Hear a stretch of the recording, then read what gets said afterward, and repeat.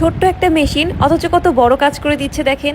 এটা কিন্তু স্ট্যাপলার না, এটা সিলার মেশিন। মানে যে প্যাকেটগুলো কাটার পরে আমরা গৃহিণীরা ভাবি এখন এই প্যাকেটটা আমি কোথায় রাখবো, কোথায় রাখলে নষ্ট হবে না জিনিস বা শীটে যাবে না, সেটাকেই সমাধান করার জন্য এই মেশিনটা আপনাদেরকে দেখাচ্ছি। এই মেশিনটা কিন্তু চার্জেবল, মাসে একবার চার্জ বা দুইবার চার্জ দিলেই হবে। যে কোনো পিন দিয়েই চার্জ দেওয়া যায়। সি টাইপ পিন যেগুলো সেগুলো দিয়েই চার্জ দিতে হয়। অ্যান্ড আমার গুঁড়া দুধ প্রায় শেষ হয়ে গিয়েছিল, আমি গুঁড়া দুধটা অর্গানাইজ করে ফেলছি। আর অর্গানাইজ করার পরেই আমি আসলে কোনো জিনিস নেওয়ার পরে অনেক বেশি এক্সাইটেড থাকি, তাই তাড়াহুড়া করে যতগুলো প্যাকেট ছিল সবগুলো প্যাকেটের জিনিসপত্র অর্গানাইজ করতে হবে এখন আমার।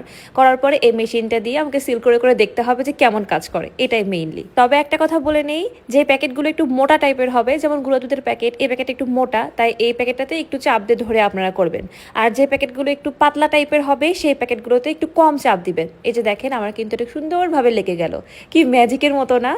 একদম লেগে গিয়েছে। কিন্তু এটা কাপড়ে বা কাগজে কিন্তু এই মেশিন দিয়ে কাজ করা যাবে না, শুধুমাত্র এই ধরনের প্যাকেটগুলোতেই হবে।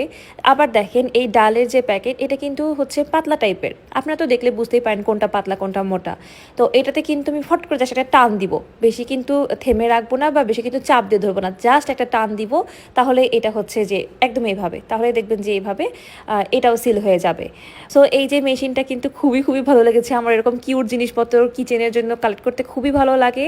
পেয়ে যাবেন হ্যাভেনলি ডেকোর অ্যান্ড মোর পেজের লিঙ্কটা আমি কমেন্ট অ্যান্ড ডেসক্রিপশনে মেনশন করে দিব। ছোট্ট কিন্তু এরকম একটা কাটারও আছে, সো অনেক সুন্দর না?